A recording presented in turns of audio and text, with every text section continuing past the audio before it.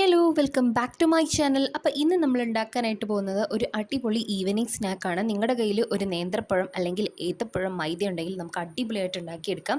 അതിനുവേണ്ടി ഞാനിവിടെ 3 ഏത്തപ്പഴം അല്ലെങ്കിൽ നേന്ത്രപ്പഴം എടുത്തിട്ടുണ്ട്.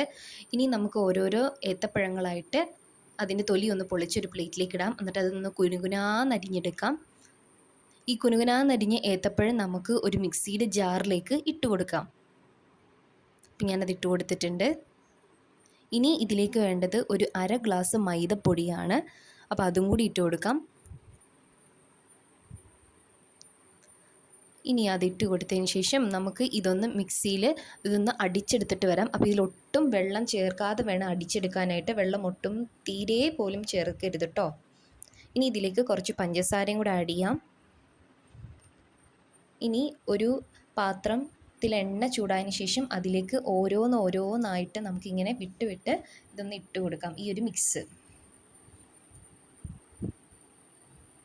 അപ്പോൾ ഓരോന്ന് ഇട്ട് കൊടുത്തിട്ടുണ്ട്. ഇനി ഇത് ലോ ഫ്ലെയിമിൽ വേണം കേട്ടോ നിങ്ങളൊന്ന് പൊരിച്ചെടുക്കാനായിട്ട്, അല്ലെങ്കിൽ അകത്ത് നന്നായിട്ട് വെന്ത് വരില്ല. അപ്പോൾ നമുക്ക് അടിപൊളിയായിട്ട് കിട്ടിയിട്ടുണ്ട്, നല്ല സോഫ്റ്റായിട്ട് കിട്ടിയിട്ടുണ്ട്. അപ്പോൾ നിങ്ങളിതെല്ലാവരും ഒന്ന് ട്രൈ ചെയ്ത് നോക്കണം. അടിപൊളി റെസിപ്പിയാണ്. So thanks for watching my video.